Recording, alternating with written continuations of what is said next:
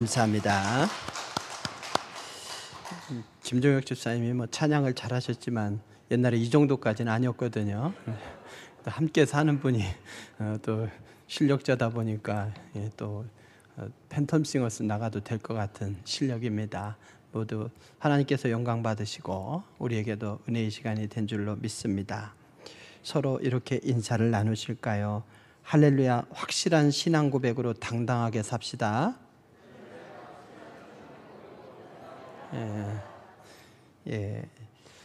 참 머리 들고 살기 힘든 시대이죠.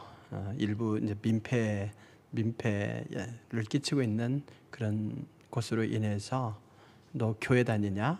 이러고 또 교회 다니는 분들은 주일에 교회 왔는지 체크당하고 이래야 되는 상황 속에서 스스로 위축될 수밖에 없지만 뱀같이 지혜롭고 비둘기같이 순결하게 그래 살아야죠. 우리의 신앙의 신조 때문에 다른 사람에게 피해가 돼서는 안 되고 특별히 생명의 위협을 가져와서는 아니 됩니다. 기독교는 순교는 했을지언정 기독교의 이름으로 이렇게 누구를 죽여라 이렇게 하는 것이 성경은 아니죠. 그래서 우리는 살리는 종교가 되어야 되고 그러면서도 복음의 본질은 여전히 바로 예수 그리스도를 통한 구원, 그 생명을 누리는 데 있기 때문에 그 가치는 변함이 없습니다. 믿음 안에서 우리가 또 당당하게 살아가야 될 필요가 있습니다. 오늘 말씀해 보면 그러죠. 이런 질문을 던집니다. 너희가 무슨 권세와 누구의 이름으로 이 일을 행하였느냐라고 말이죠. 이 관리들, 장로들, 서기관들, 쉽게 말하면 사내들인 의원들이 모여 있어요. 거기에 누가 있습니까? 대제사장 안나스와 또 가야바 있단 말이죠. 여기 대제사장 안나스와 가야바 이들은 예수님을 십자가에 못 박는 주역이었습니다. 그들 앞에 사도들이 지금 끌려와 있어요. 예수님을 죽이던 그 분위기로 이들까지도 죽일 수도 있는 굉장히 엄격한 그런 순간이죠. 어떻게 대답하느냐에 따라서 죽을 수도 있고 감옥에 갈 수도 있고 풀려날 수도 있는 그런 상황입니다. 왜 이렇게 되었습니까? 마가다락방에 성령이 임한 뒤에 솔로몬의 행각에서 베드로가 설교했을 때 3,000명이나 회개하고 세례를 받았습니다. 그래서 예루살렘에서 난리가 났는데 마침 베드로와 요한이 성전에 올라가다가 성전 미문 앞에 앉아있는 걷지 못하는 자를 보았죠. 그를 치료해 주었습니다. 은과 금은 내게 없거니와 내게 있는 것으로 내게 주노니 나사렛 예수의 이름으로 일어나 걸으라 선포하면서 오른손을 붙잡아 일으켰습니다. 발과 발목에 힘이 돌아오고 그래서 걷고 뛰고 춤추게 되었죠. 이 사건이 계기가 되어서 더 많은 사람이 모인 거예요. 그래서 오늘 이 말씀 앞에 보게 되면 남자만도 5,000명이 예수님을 믿게 되었다. 이렇게 전 1장의 끝부분에 보면 말씀하고 있습니다. 그래서 사내들인 의원들이 이렇게 돼서는 안 되겠다. 큰일 나겠다. 예수 한 사람만 죽이면 끝날 줄 알았더니 그 잔당들이 이렇게 또 설치는구나 이러면서 붙잡아 드린 거죠. 너희가 무슨 권세와 누구의 이름으로 이 일을 행했느냐? 이건 궁금해서 묻는 질문이 아닙니다. 해명할 기회를 주는 것도 아닙니다. 엄중하게 처리하고자 하는 그런 의지가 담겨 있는 질문이죠. 무소불위의 권력을 지닌 이 사내들인 공회원들, 그들 앞에서 베드로와 사도들은 어떠했습니까? 결코 위축되지도 않고 두려워하지도 않았습니다. 오히려 당당하게 대답하는 모습입니다. 오히려 예수님을 증거하는 모습입니다. 이전에는 두려워서 어떠했습니까? 예수님을 모른다고 부인했죠. 예수님을 장사한 후에는 두려워서 문을 걸어 잠갔죠. 부활의 예수님을 만나고도 낙심해서 고향으로 돌아갔던 사람들이죠.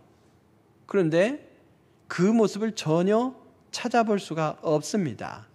그 이유가 뭘까요? 오늘 8절에 보면 이에 베드로가 성령이 충만하여 이르되, 베드로뿐 아니라 거기에 있는 사도들이 다 성령이 충만했다라는 거죠. 그래서 상황이 달라진 거예요. 오늘 우리가 어떻게 살아야 될 것인가, 이 상황을 바라보면 참 한숨이 나오고 신음소리가 있고 안타까운 일들이 천지죠.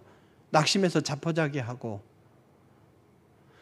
기쁜 소식 별로 없는 이 시대 속에서 더군다나 그리스도인이라는 이것이 영광스럽고 자랑스럽게 여겨지지 않고 사람들에 의해서 비난의 대상이 되고 있는 이 현실 속에서 우리가 어떻게 살 건가라고 했을 때에 제일 중요한 것이 결국에는 성령 충만으로 살아야 되더라는 겁니다.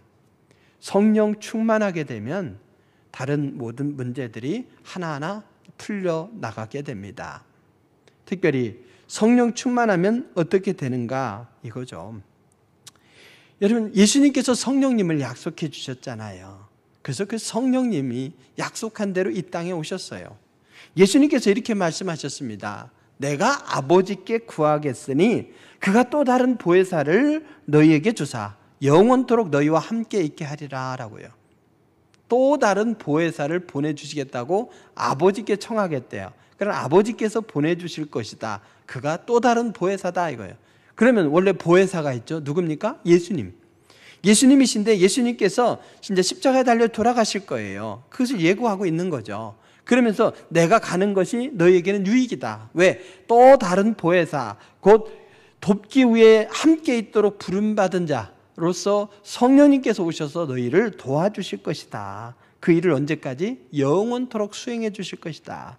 그래서 너희는 성령님과 더불어서 담대하게 살면 된다. 이렇게 예수님께서 당부하시는 겁니다. 성령님께서 오신 목적은 분명합니다. 예수님께서 이 땅에 첫 번째 보혜사로 오셔서 내가 온 목적은 뭐냐? 너희로 하여금 생명을 얻되 풍성하게 누리도록 하기 위함이다 하셨잖아요. 이 풍성한 삶을 우리가 이어갈 수 있도록 성령님을 보내주시겠다는 거예요. 성령님을. 예수님께서 떠나가시는 것이 유익이라고 그랬어요. 성령으로 충만하게 사는 것이 유익이라고 그랬습니다. 여러분, 성령 충만이 우리에게 유익인 줄로 믿으시기 바랍니다. 여러분, 직장에 취직하기 위해서 조금이라도 유익하려고 뭘 합니까? 자격증을 따잖아요. 자격증을 그래서 이력서에다 실게 되면 어떤 자격증은 뭐 10만 원 더 주고 어떤 자격증은 20만 원 더 주고 어떤 자격증은 없으면 아예 지원도 할 수 없고, 그래서 자격증 하나를 따기 위해서 1년, 2년 고생을 해요. 저 목사요. 아무나 목사인 것 같잖아요. 그래도 쉽게 소위 목사라고 하는 이 자격증을 쉽게 따는 건 아니에요. 학부 4년 다녀야죠. 중간에 군대 갔다 오면 2, 3년 걸리죠. 추가로. 거기다 신대원 또 2년, 3년 해야죠.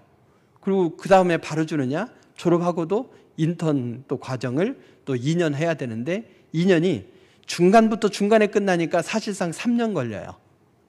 그러면 최소 13년 이렇게 걸려요. 그거 걸려서 목사 따가지고 여기 서 있는 거예요. 그냥 서 있는 게 아니라. 그러니까 여러분, 이 자격증이라고 하는 것을 따야 뭘 할 수 있고 유익하기 때문에 따는데, 여러분 성령 충만을 받는 것과 여러분에게 필요한 자격증을 따는 것, 어떤 것이 쉽다고 보십니까? 여러분, 부동산도 고시더라고요. 부동산 그 자격증 있죠. 공인중개사 자격증. 이전에는 그냥 복덕방 열면 하면 됐다가 그것을 자격증화 하려고 하다 보니까 이미 운영하고 있는 분들은 대충 시험만 보면 다 합격했어요. 옛날에는 그냥 가서 시험 봐라 그러면 합격시켜줬어. 어느 순간부터는 이제 고시가 돼서 지금은 한 1년, 2년을 공부해야만 그걸 딸 수 있단 말이죠. 그것을 따는 것이 유익이니까 사람들이 엄청나게 노력을 하죠. 그걸 해야 부동산을 할 수 있으니까. 그렇다면 바로 우리 성령 충만이 유익이라고 한다면 우리 그리스도인으로서 성령의 시대를 살고 있는 지금 우리는 성령 충만으로 살기를 사모해야 되겠습니다.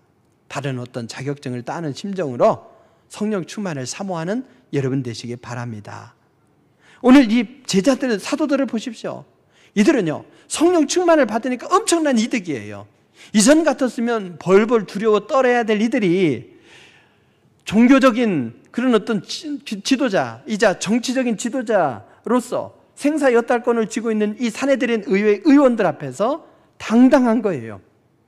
예수님을 십자가에 못 박아 죽인 장본인들이 지금 눈앞에 서들퍼랗게 서 있단 말이죠. 그들 앞에서 당당한 거예요. 바로 성령님이 함께 하셨기 때문인 거죠. 오직 성령이 너희에게 임하시면 너희가 권능을 받고라고 했잖아요. 성령님은 우리에게 권능, 능력을 주시는 분이에요. 그래서 우리 앞에 펼쳐진 이 난관 앞에서 그냥 멈춰라, 포기해라, 돌아가라가 아니라 그것을 정면으로 도전하면서 나아갈 수 있도록 성령님께서 함께 하신단 말이죠. 여러분, 살아가다 보면 난관 다 있어요.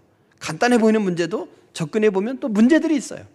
그렇다고 해서 그건 포기하라는 것이 아니라 성령의 권능을 힘입어서 그것을 돌파하면서 나아가라. 주님은 우리에게 말씀하십니다. 성령이 함께 하시면, 성령으로 충만하게 살면 능력으로 그걸 능히 이겨낼 수 있습니다. 오늘 사도들을 보십시오. 성령이 충만해서 어떻게 문제를 해결해 나갔는가를 보십시오. 이들이 성령이 충만하니까 가장 핵심적인 게 뭐겠습니까? 바로 예수님이 어떤 분인지를 확신하고 사내들인 의원 앞에서조차도 선포했더라는 것이죠. 그 예수님이 어떤 분인지를 당당하게 선포했습니다. 성령이 충만하니까 그들 앞에서조차 견딜 수 없었던 거죠. 사도행전 2장 14절부터 이하에 보게 되면 이들이 성령이 충만한 후에 예수님을 선포하기 시작한 거예요. 제일 먼저 한 것이 예수님을 선포했고 3,000명이 돌아온 거 아닙니까? 심지어 오늘 이 사내들인 앞에서도 예수님을 선포하고 있습니다. 무소불위의 권력을 지닌 이 사내들인 공회 앞에 끌려왔음에도 불구하고 예수님을 선포했습니다. 왜? 오늘 8절 말씀처럼 바로 베드로가 성령이 충만했기 때문이죠. 베드로가 확실히 알고 고백하고 선포한 내용의 핵심이 뭐겠습니까? 바로 예수님에 대한 거죠. 너희가 십자가에 못 박고 하나님이 죽은 자 가운데서 살리신 나사렛 예수 그리스도의 이름으로 이 사람이 건강하게 되어 너희 앞에 섰느니라. 이 예수는 너희 건축자들의 버린 돌로서 집 모퉁이의 머릿돌이 되었느니라. 다른 이로서는 구원을 받을 수 없나니 천하 사람 중에 구원을 받을 만한 다른 이름을 우리에게 주신 일이 없음이니라. 선포하셨습니다.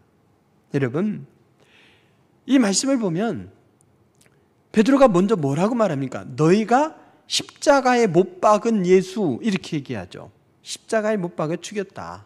아니, 안나스와 가야바가 있는데 그 앞에서 네가 죽였다 이거예요. 네가 죽였다. 완전 도발이죠, 도발. 베드로의 선포는 살아있는 권력을 향한 저돌적인 도발이었습니다. 관리들과 장로들, 서기관들 앞에서 대제사장 안나스와 가야바, 요한과 알렉산더, 그리고 대제사장의 문중이라고 했는데 곧 이건 뭐냐면 그 문중은 사두개파 사람들을 가리키는 거예요. 그 당시 종교 사내들인의 권력을 잡고 있는 이 사내들인 의회 의원들입니다.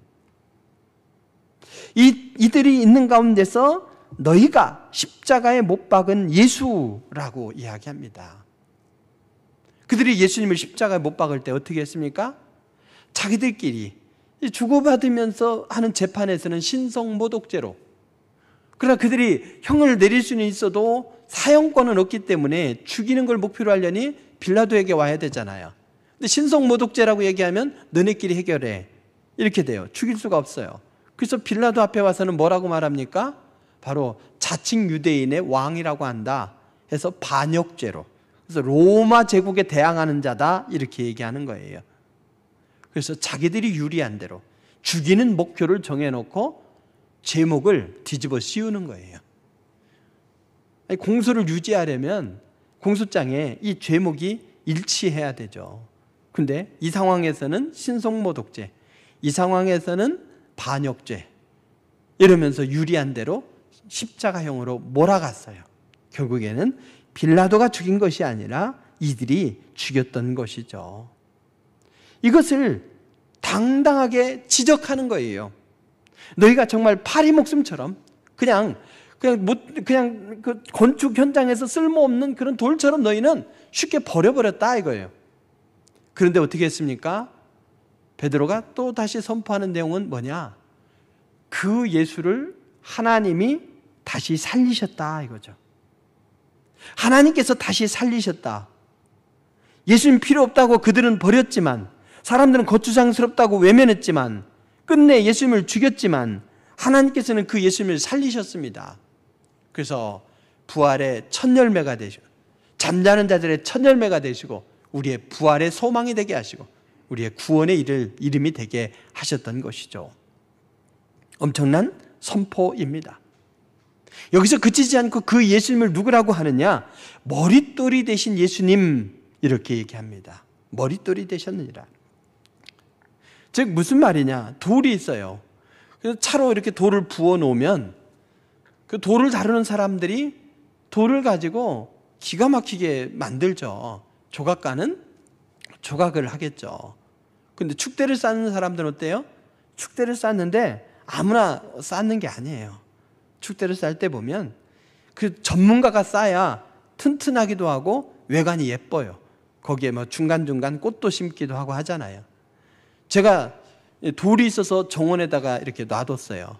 그랬더니 모양이 안 나요. 돌 방향, 모양 뭐 있는 돌을 그냥 놓은 거예요. 작품이 아니에요. 어디 버릴 수가 없어서 그냥 돌을 그냥 거기다 놓은 거예요. 이쪽에서 캐서 저쪽에다 놨는데 정원사로서 정원에다 꾸민 건 아니에요. 그러니까 여러분들이 이런 모양으로 놨냐? 이러지는 마십시오. 다른 데 놓을 데 없어서 놓은 거니까. 그래도 전문가가 그걸 놓으면 아마 다른 데다가 더 예쁘게 놓지 않았을까 싶습니다. 집을 지을 때 돌로 집을 짓는다. 그러면 빈틈없이 그냥 자연석인데 그 자연석을 가지고 빈틈없이 쌓으려고 하면 어떤 때는 작은 돌, 어떤 때는 큰 돌, 여러 모양을 가지고 쌓겠죠. 그래서 적절하지 않은 돌은 점점 뒤로 미뤄요. 그럼 마지막에 다 집을 쌓은 다음에 어떤 돌이 남겠습니까? 가장 쓸모없는 돌이 남는 거죠. 그럼 버린 돌이에요. 그럼 버려라. 이제 건축 끝났으니까 버려라. 이렇게 얘기해요. 근데 그것을 다른 건축자가 어떻게 했느냐? 그걸로 또 다른 집의 모퉁이의 머릿돌이 되게 하셨다는 거예요. 머릿돌이 뭐겠습니까? 머릿돌은 튼튼해야죠. 그리고 모양이 잘 갖춰져 있어야 돼요. 그게 집의 기초를 받치는 거란 말입니다. 그것이 부서져 버리면 집이 내려앉아 버리는 거죠. 그 삐뚤어지면 기둥이 내려앉아 버리는 거죠. 가장 소중하고 중요한 돌로, 튼튼한 돌로 머릿돌을 삼는 거예요. 너희는 그냥 버린 돌 취급했지만, 그렇지만 우리 하나님께서는 예수님을 머릿돌로 삼으셔서 새로운 건축의 기초로 삼으셨다는 말씀입니다. 그렇습니다. 만일을 구원하는 기초로 삼으셨던 것이죠. 그렇습니다. 예수님을 다시 살리셔서 자기 우편에 두시고 권능과 영광을 홀로 차지하게 하셨습니다. 예수님만이 유일한 구세주가 되심을 믿으시기 바랍니다. 그래서 베드로는 결론적으로 이런 얘기를 하죠. 다른 이로서는 구원을 받을 수 없나니 천하 사람 중에 구원을 받을 만한 다른 이름을 우리에게 주신 일이 없다고 말입니다. 예수님만이 오직 우리에게 유일한 구원을 가져다 주실 분임을 당당하게 선포했습니다. 누구에게? 예수님을 십자가에 못 박은 장본인들이 있는 앞에서 말이죠. 예수님, 그 이름은 아주 귀합니다. 내가 그 길이요 진리요 생명이니 나로 말미암지 않고는 아버지께로 올 자가 없다 했습니다. 그래서 베드로도 마찬가지로 오늘 오직 예수님의 이름으로만 구원을 받을 수 있다. 그 길이 유일한 길이다 말하는 것이고요. 사도 바울도 마찬가지로 주 예수를 믿어라. 그리하면 너와 내 집이 구원을 받으리라. 이렇게 선포했던 것입니다. 예수님의 이름은 죄를 사하는 권세가 있습니다. 예수님의 이름은 치료하는 권세가 있습니다. 바로 얼마 전에도 베드로의 손에 의해서 걷지 못하는 자가 걷게 되는 역사가 일어났죠. 마귀를 물리치는 힘이 있고 우리에게 참 생명과 구원을 가져다 주는 힘이 예수님의 이름에 있습니다. 그래서 그 이름을 확신하고 그것을 누리면서 생명을 살리면서 죽음의 세력 앞에조차도 그 앞에서조차도 당당하게 선포했던 것은 뭐냐? 바로 성령으로 충만했기 때문인 줄로 믿으시기 바랍니다. 바로 성령 충만하면 그렇게 살 수가 있는 것이죠. 이미 말씀드린 대로 여기 대적들이에요. 두려움을 주는 세력들이에요. 이 사도들에게 있어서 어찌 보면 이제 성령의 충만함을 받고 본격적으로 사역을 감당하려고 할 때에 첫 번째 만나게 된 난관, 고난이죠. 이 고난 앞에서 어떻게 해야 되느냐 이거예요. 정말로 죽겠다, 힘들다, 신음하고 있지 않습니까? 우리 성도들은 지금 어떻게 살고 있는지요? 이 어려운 상황 속에서 정말 비참하다, 힘들다, 뭐 이렇게까지는 아니어도 그래도 참 근근히들 잘 살고 계셔요. 좀 용하게 살아나가고 계신다, 그런 생각을 합니다. 물론 이제 환우들은 이제 회복돼야 되지만 이제 경제적인 부분에 있어서는 그래도 어떻게 저마다 또 이렇게 저렇게 살아가셔요. 그래도 참 힘든 게 사실 아니겠습니까? 또 우리 교회도 앞으로 지금까지도 뭐 신도시에 포함돼서 여러 가지 난관들을 하나하나 해결해 온다고 해왔지만 앞으로 또 뭐 건축한다면 그 과정 속에서 또 건축을 완료한다면 그 뒤에도 얼마나 많은 난관이 있을지 모릅니다. 그렇지만 그 난관들은 우리 앞에 장애물이 아니에요. 잘 해결하고 극복해 가면서 우리의 믿음이 더 성숙해지고 또 웬만한 것에는 이제 끄떡도 안 하는 든든한 교회로 저는 서갈 것이다 봅니다. 난관은 반드시 있습니다. 그러나 오늘 이 사도들이 부딪힌 이 난관을 성령의 충만함으로 해결했던 것처럼 우리가 성령이 충만하면 능히 하나하나 해결해 갈 수 있을 줄로 믿으시기 바랍니다. 이들은 어떻게 했습니까? 이들 앞에서 어떻게 대답하느냐에 따라서 죽을 수도 있고 감옥에 갈 수도 있고 풀려날 수도 있어요. 그럼 지혜롭게 하려면 어떻게 하면 됩니까? 일단 풀려나고 보자. 적당히 타협하고 일단 풀려나자. 그리고 선포하면 되지. 이럴 수 있잖아요. 그렇지만 베드로를 비롯해 이 사도들은 전공법을 택했습니다. 고난받는 것이 분명함에도 불구하고 전공법을 택했습니다. 왜? 그냥 간이 부어서가 아니라 성령님께서 이 길을 돌파할 수 있는 길을 열어주실 것을 믿었기 때문이죠. 이것으로 마지막 시련이 아니에요. 5장에 보게 되면 실제로 감옥에 갇힙니다. 12장에 보게 되면 순교자가 생깁니다. 그렇지만은 이런 상황을 하나하나 극복하면서 복음을 확장시켜 나아갔던 것이죠. 성령이 충만하면 마음과 생각과 신앙 속에 성령으로 가득 차 있기 때문에 고난을 이겨나갑니다. 엄밀하게 말하면 성령이 내 생각과 말과 삶 속에 가득하기 때문에 고난이 눈에 안 들어오는 거죠. 고난이 별것 아닌 걸로 보이는 거죠. 성령이 충만하면 고난이 두렵지 않습니다. 사람이 두렵지 않습니다. 고난을 담대하게 이겨냅니다. 성령 충만의 신비가 바로 여기에 있는 것이죠. 이런 은혜가 우리 모두에게 있길 바랍니다. 어떤 사람은 태산 같은 문제 앞에서도 그걸 잘 이겨내고 어떤 사람은 별것 아닌 건데도 그 사람은 인생을 포기할 만큼 굉장히 큰 것이고 이러죠. 상대적이에요. 우리는 성령의 충만함으로 태산 같은 문제를 할지라도 능히 그것을 이겨낼 수 있음을 믿고 담대하게 나아가야 되겠습니다. 여러분의 힘들고 고통스러운 상황에 직면해 있다 하더라도 결코 낙심하지 마십시오. 두려워하지 마십시오. 고난을 바라보지 마십시오. 오히려 성령 충만을 사모하십시오.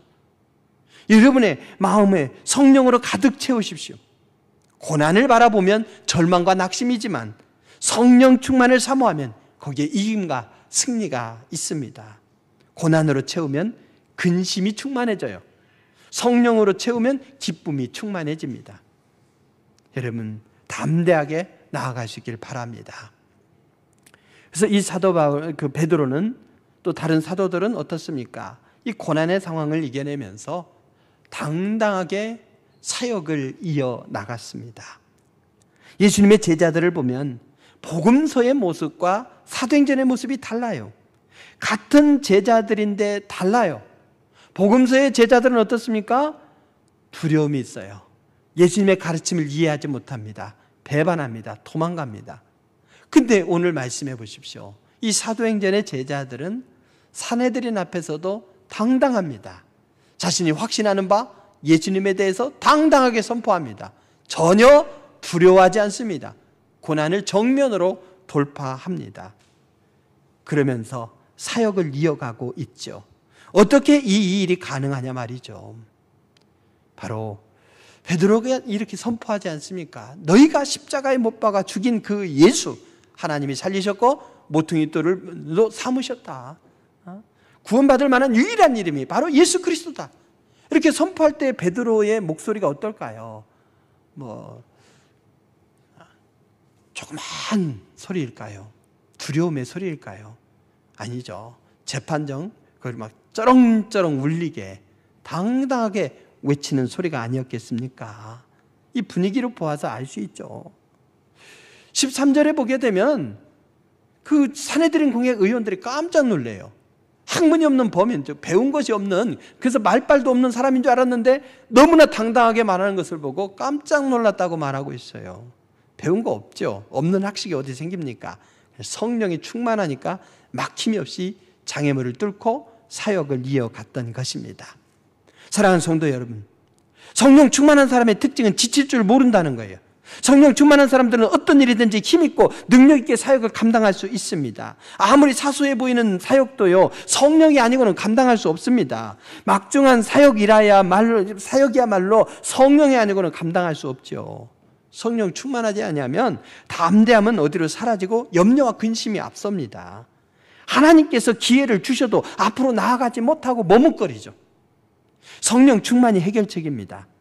우리 앞에 강력한 여리고성을 정복하는 과제가 남아있다 하더라도 두려워할 필요 없습니다. 작은 아이성을 정복하는 일이 놓여 있다고 해서 결코 가볍게 여기지 마십시오. 성령이 아니고는 안 됩니다. 멈출 수밖에 없습니다. 베드로를 배우십시오. 성령의 충만함을 사모하십시오. 성도가 성령이 충만하면 어떤 일이든지 힘있게 담대하게 그 하나님이 맡기신 사명을 교회에서 또 가정에서 일터에서 이어갈 수 있습니다. 우리는 어디에 있든지 간에 우리는 사명자이고 우리가 어떤 일을 하든지 간에 그 일을 하나님께서 우리에게 위임하셨다면 그 일은 거룩한 사역입니다. 죽지 못해 마지 못해 감당하는 그냥 목구멍이 포도청이라 하는 일이 아니라 하나님이 맡기신 사명이고요.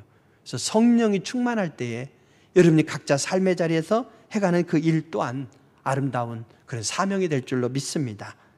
예수님이 어떤 분인지를 명확하게 알고 그래서 그 예수님을 선포하는 앞에 고난이 있어도 그것을 이겨내고 사역을 성공적으로 이어갈 수 있는 그 힘은 바로 성령 충만함에서 가능한 줄로 믿으시기 바랍니다. 그렇습니다. 그래서 우리는 성령의 충만함을 사모해야 돼요. 사도행전의 이 사도들은 성령 충만으로 달라진 거예요. 다른 거 없습니다. 사내들인 공회 앞에서도 예수님이 어떤 분인지를 당당하게 선포할 수 있었던 것, 고난의 상황 속에서도 정면 돌파할 수 있었던 것, 사역을 가로막는 길에서도 마침 그 거침없이 사역을 감당해낼 수 있었던 것, 다 성령 충만으로 가능했던 것이죠. 사랑하는 성도 여러분, 사내들인 공회가 어쩔 수 없어서 경고합니다. 너희가 도무지 예수 이름으로 말하지도 말고 가르치지도 마라. 경고하면서 풀어주려고 했어요. 근데 오히려 더 당당해지는 거죠. 그래서 우리는 예수님을 선포하지 않을 수 없다고요. 너희가 풀어줘도 전하고 감옥에 가둬도 전하고 또 죽게 되어도 전할 수밖에 없다. 당당하게 선포하고 있습니다. 히브리서 11장 38절은 그래서 이런 성령 충만한 사람들을 가리켜서 이런 사람은 세상이 감당하지 못하는도다 라고 했어요. 베드로는 성령님의 충만함으로 세상이 어쩔 수 없는 사람이 되었습니다. 예루살렘 당국자들 또 서기관들 제사장들 대제사장들 그들의 문중이 다 모였지만 베드로와 그 옆에 있는 사도들을 감당하지 못했습니다. 우리가 믿는 예수님은 너무나 확실하신 분이에요. 예수님 때문에 행복하고 예수님 때문에 기쁘고 예수님 때문에 감사하고 예수님 때문에 인생의 의미가 있고 예수님 때문에 영원한 생명을 누리는 것 아니겠습니까? 그 예수님을 우리가 포기할 수 없습니다. 확실하게 붙들고 또 다른 보혜사이신 성령님과 더불어서 그분에 대한 확신 속에서 예수 그리스도를 누리고 또 다른 이들에게 나누면서 그렇게 우리들의 앞에 있는 고난을 이겨내면서 당당하게 사명을 감당하는 지혜로운 사명자로 살아갈 수 있길 바랍니다. 기도하시겠습니다. 귀하신 아버지 하나님, 세상이 녹록지 않은 그런 환경입니다. 교회에 대해서도 녹록지 아니하고 삶을 살아내는 데 있어서도 녹록지 아니합니다. 그러나 우리에게 또 다른 보혜사신 성령님을 보내주셨으니 감사드립니다. 우리가 염려하고 근심하고 걱정하는 대신에 또 나의 얄팍한 지식과 능력으로 무언가를 수행하려 하기 전에 성령의 충만을 사모하게 하여 주시옵소서. 그래서 예수님이 어떤 분인지를 확신하고 선포하면서 우리 앞에 놓여있는 고난들을 능히 이겨내면서 하나님께서 우리에게 위임하신 사역을 하나하나 성공적으로 감당해 나가며 하나님께 영광 돌리고 우리도 당당히 서는 귀한 축복의 백성 되게 하여 주시옵소서. 우리를 용서하시고 우리를 구원의 백성 삼으시고 능력으로 살게 하시고 예수님의 이름으로 기도드립니다. 아멘. 찬송.